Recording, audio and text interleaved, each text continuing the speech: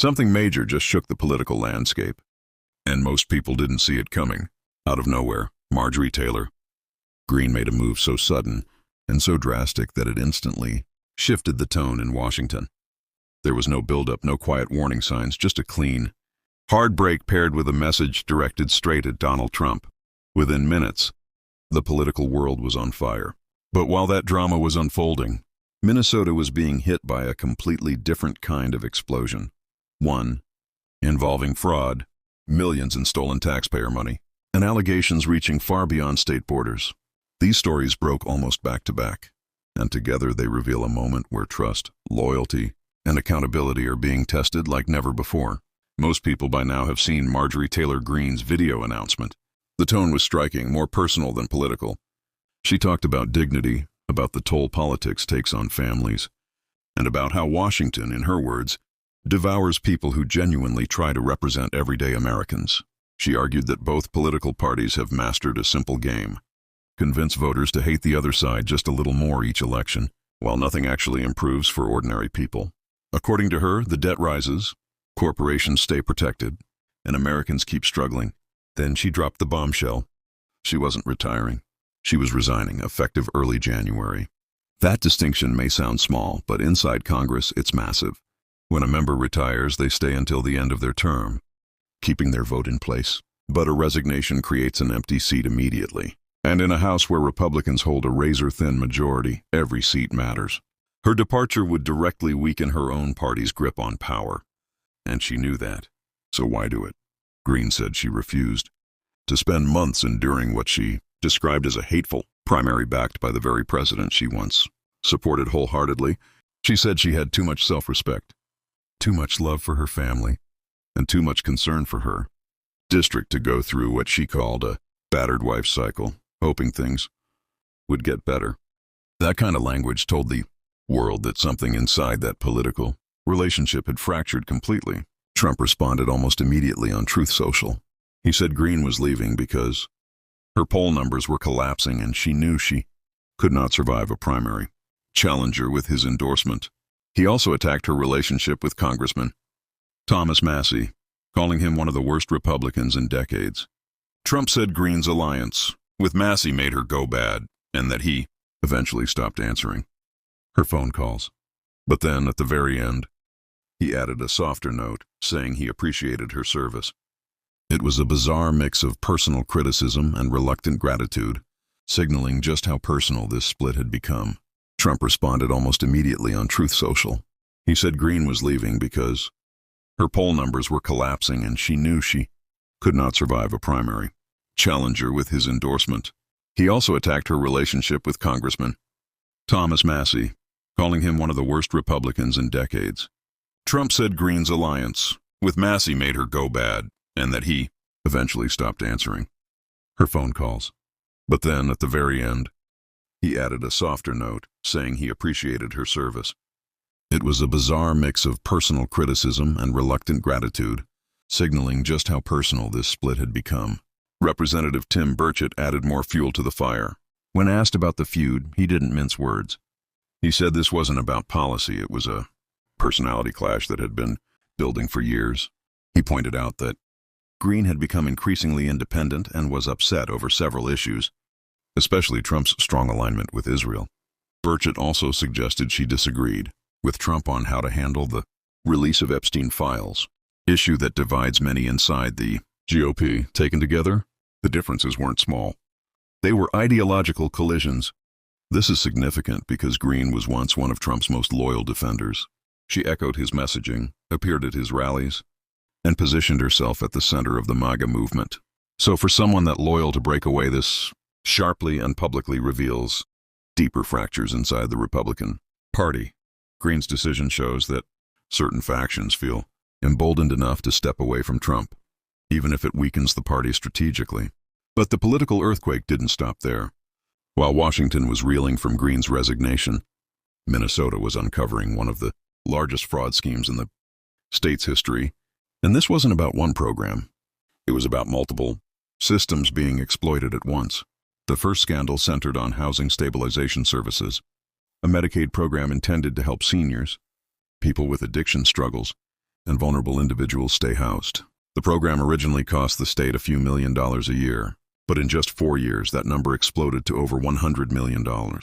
That kind of growth isn't natural. It's a blaring siren. Investigators uncovered systematic fraud, claims for services that never happened, families pressured to participate, and networks directing money out of the state. Several individuals, many of them from Somali community circles, were charged. And again, investigators stressed, this was not about an entire community. It was about organized groups taking advantage of loose rules and weak oversight. But the biggest shock came from a different program.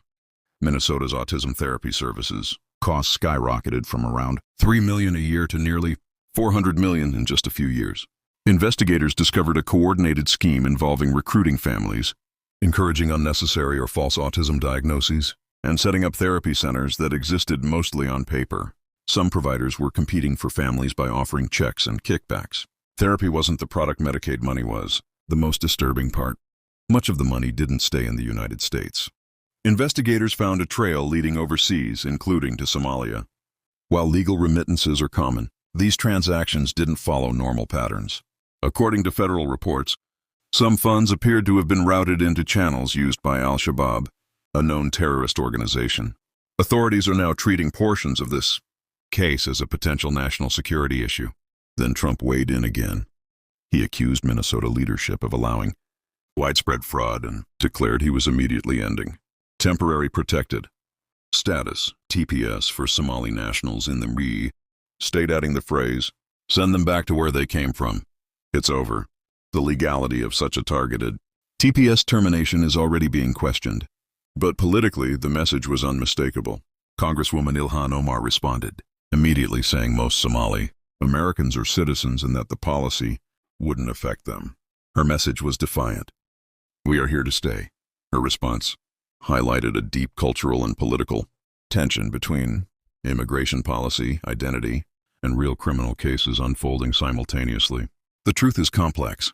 Most Somali Americans are hardworking, law-abiding citizens building lives in the United States. But it is also true that specific organized fraud networks, many operating within that community, did exploit these programs. The challenge is addressing large-scale fraud without painting entire communities with a broad brush. And then came yet another case, feeding our future. Investigators say over $300 million was stolen through fraudulent meal claims during the pandemic. One small grocery store was accused of claiming to have provided more than 300,000 meals out of a space not even large enough to host a few dozen people. The scale, investigators say, is staggering. Taken together, all of these events, Green's sudden resignation, the internal GOP fracture, the Minnesota fraud investigations, accusations of money traveling to terror networks, and Trump's sweeping TPS declaration paint a picture of a nation facing multiple stress points at once. Political alliances are breaking, public programs are being exploited, communities are on edge, and the federal government is stepping in aggressively. The deeper you look, the clearer it becomes. This isn't just about politics or fraud or immigration. It's about trust. Who has it, who's losing it, and what happens when entire systems begin to crack. The deeper investigators dug into the feeding our future scandal, the more surreal the story became. One of the most unbelievable twists involved a small convenience store owner who had already been disqualified from a federal nutrition program for suspected fraud. But somehow, through loopholes, weak oversight, or sheer administrative blindness, he still managed to access feeding our future funds. And not just a few dollars. We're talking about hundreds of thousands. According to the indictment, this store owner directed more than $200,000 of that money toward purchasing the very building where his shop was located. When reporters confronted him about it, he didn't deny it. In fact, he almost sounded proud. He said, "If I own this building and I want to be here for the next 20 or 30 years, nobody can kick me out. It's mine." To him, it was simple. Control your space, control your future. But the federal government doesn't share that view. Their position is crystal clear. Property purchased with stolen federal funds isn't yours. It's subject to forfeiture. And that's exactly what the indictment states. The building itself can be taken by the government to recoup losses. The problem, of course, is that much of the stolen money is already gone. Investigators traced wire transfers to Hong Kong, money moved so quickly that following It was nearly impossible. They found credit card bills paid off with fraud funds. They uncovered alleged bribes paid to employees of Feeding Our Future to ignore suspicious activity. And once money starts moving across borders, especially into opaque financial havens, recovering it becomes a fantasy rather than a realistic objective. But the scandal wasn't just about fraud. It spiraled into something darker, something straight out of a crime thriller. Because several people charged in the case didn't just commit financial crimes. They allegedly tried to obstruct justice in one of the most dangerous ways imaginable, by tampering with a federal jury. Prosecutors say the group targeted a single juror, juror number 52. Because she was the youngest juror and the only juror of color, they believed she would be more vulnerable, more persuadable, easier to manipulate. What happened next was chilling. Documents reveal they searched online and gathered personal information about her and her family. They monitored her movements. They physically tracked her. They even placed a GPS tracker on her car to know exactly where she went, when she left home, and how long she stayed in each location. This wasn't amateur improvisation. This was coordinated, deliberate, and deeply dangerous. And then came the bribe. One night someone left a bag at her home. Inside the bag, $120,000 in cash. Along with it, a clear message: vote not guilty, and the money is yours. This wasn't subtle. It wasn't symbolic. It was an attempt to buy a verdict, undermine a federal trial, and collapse an investigation involving hundreds of millions of dollars, meant to feed children. Fortunately, Juror 52 didn't bend. She immediately reported the bribe to authorities. Because of her integrity, the trial continued. The investigation remained intact, and several defendants were ultimately convicted. But the fact remains, had she stayed silent, the entire case could have fallen apart. One of the individuals involved in the bribery scheme fled the country. According to reports, he returned to Somalia before the indictments were made public. And this pattern repeated itself. Out of the 77 people charged in the broader Feeding Our Future conspiracy, more than 50 have been convicted. But not all are within reach. Several have escaped the country. And as for the money, much of it is gone forever. After these revelations came to light, the Minneapolis police chief held a press conference to address the growing crisis and the community's reaction. He stood alongside a translator to ensure his message reached Somali community members in their own language. His tone was serious, respectful, and cautious. He thanked the Somali community for being welcoming and stressed that cooperation between law enforcement and the community was essential. But then he added something unexpected. He apologized. He said that if anything he had said about the investigation caused harm or was taken out of context, he was sorry. He emphasized that harming the community was never his intention. And while his goal was clearly to preserve trust and prevent tension, many watching were left unsettled. Because here was a police chief standing in the middle of one of the largest fraud investigations in Minnesota's history, apologizing for doing his job. His apology wasn't about misconduct. It wasn't about mistreatment. It was about the possibility of offending people while speaking truth. And that raises a difficult but important question. Have we reached a point where public officials are more afraid of being criticized for insensitivity than they are committed to enforcing the law? Because when fraud reaches this scale, affecting children, seniors, families in need, walking on eggshells can come at a real cost. Programs meant to help the vulnerable ended up drained. Housing services for seniors were overwhelmed. Autism support funds were misused. Food programs for children became fronts for theft. Meanwhile, the people actually responsible for the crimes were sometimes treated more delicately than the victims of the fraud. When we look at all of this together, Washington's political battles, Minnesota's fraud epidemic, national security concerns tied to overseas money movement, it becomes clear that these aren't isolated events. There's a pattern of systems breaking down and accountability becoming diluted. Marjorie Taylor Greene's dramatic resignation from Congress is part of that same pattern. Her very public break from Donald Trump, once her strongest political ally, reveals Republican Party fractured by competing agendas, clashing personalities, and shifting loyalties. Whether Greene's departure was a principled stand or a strategic retreat depends on who you ask. But what's undeniable is that it signals instability within a political movement once defined by unity around Trump. That instability mirrors what's unfolding in Minnesota, a system built on good intentions, failing under corruption and negligence. There, the cracks are financial. In Washington, they're political. But the root problem is the same. Trust is evaporating. Trust in leaders who promise to serve the people but often prioritize vendettas and personal ambition. Trust in government systems intended to help the vulnerable, but instead exploited by opportunists. Trust in institutions responsible for justice, but sometimes paralyzed by fear of public backlash. The frustration people feel isn't partisan, it's universal.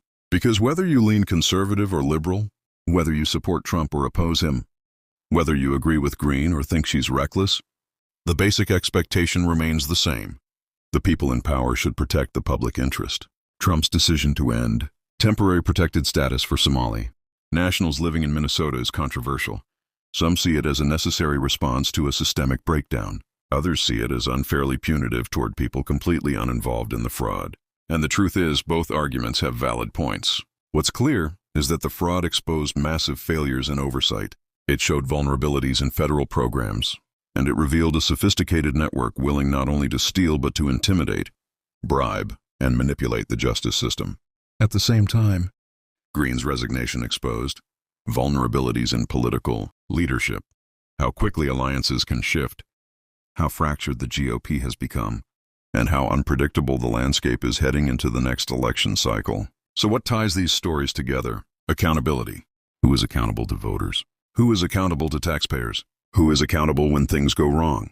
And who is willing to take responsibility rather than hide behind rhetoric or excuses? The truth is, these stories matter because they show us what's broken. They force us to confront uncomfortable realities about our political system, our social programs, and our leadership. And they remind us that meaningful change only happens when people demand it. Change starts with awareness. It starts with asking difficult questions. It starts with refusing to accept narratives that downplay serious issues.